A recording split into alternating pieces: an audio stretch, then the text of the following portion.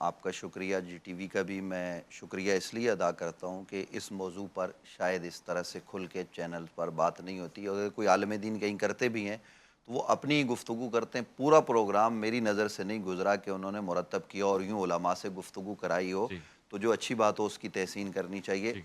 باقی جو آپ نے فرمایا ہے اور بنو قریظہ کی بھی بات آپ نے کی ہے، اور اس کے علاوہ ہیکل سلیمانی کی ابھی مفتی صاحب نے تفصیلات بتائی ہیں کہ یہ بنیادی طور پر مسجد اقصیٰ کو گرانا چاہتے ہیں، اور مسجد اقصیٰ کو گرا کر اسلام کے تمام نقوش مٹا کر یہ ایک ایسی اسرائیلی ریاست، یہودی ریاست اس کا قیام چاہتے ہیں کہ جہاں پوری دنیا ان کے قبضے میں. اور یاد رکھیے کہ یہودی اپنے علاوہ سارے انسانوں کو کیڑے مکوڑے سمجھتے ہیں، ان کی کوئی اوقات نہیں. یعنی کیڑا مارنا اور انسان مارنا یہودیوں کے مذہب میں یہ، بلکہ کیڑے کا شاید کوئی وہ ان کے ہاں ہو کہ ممانعت ہو، لیکن انسان کی کوئی ممانعت نہیں ہے. صہیونی وہ تو ظاہر ہے ہم جب بات کر رہے ہیں تو وہ صہیونی یہودیوں کی بات کر رہے ہیں جو ایک دہشت نہیں، گرد واضح گروپ رہنا ہے. کہ دو الگ الگ جی چیزیں جی ہیں. دو الگ، ایک تو یہ یہودی مذہب ہے. دیکھیے اور یہ جو یہودی مذہب کے ماننے والے ہیں نا، جو تورات پر یقین رکھتے ہیں، جو حضرت موسیٰ علیہ السلام اور دیگر انبیاء جو بنی اسرائیل کے گزرے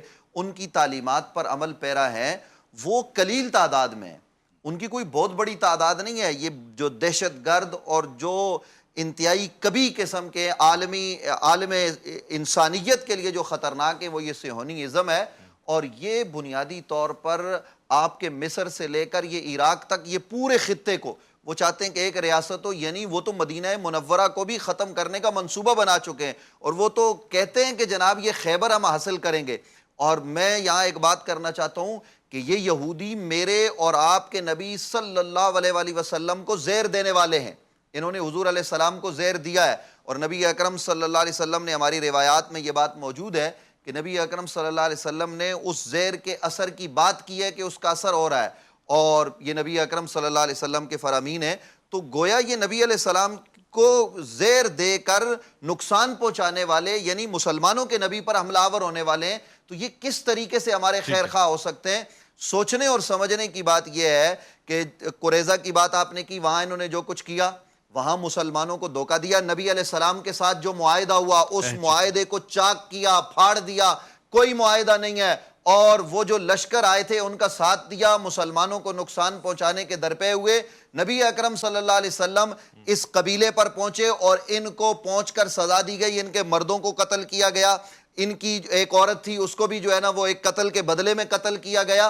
اور قریظہ کے اکثر لوگوں کو حضرت علی المرتضیٰ کرم اللہ وجہ الکریم نے اپنی تلوار سے واصل جہنم کیا. کیوں؟ یہ دنیا کے لیے فتنے اور فساد کا سبب تھے. یہ کوئی انسانیت کے دائرہ کار میں رہنے والے لوگ نہیں تھے.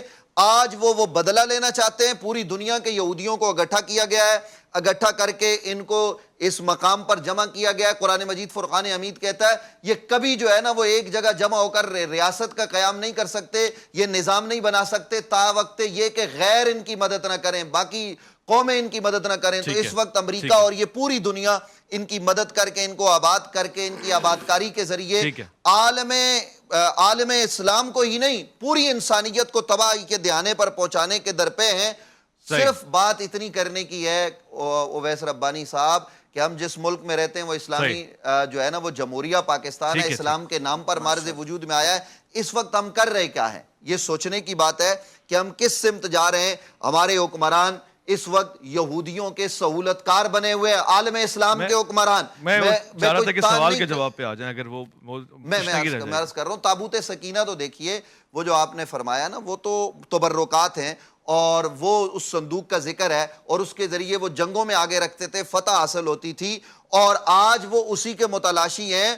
اور یہ جو کچھ اس وقت وہ کر رہے ہیں، یعنی سرخ گائے ذبح کر رہے ہیں، اور گائے کو ذبح کر کے وہ اس سے جو ہے نا وہ اپنے اوپر مل کے وہ پاک ہونا چاہتے ہیں، ان کے ربی، ان کے مذہبی رہنما.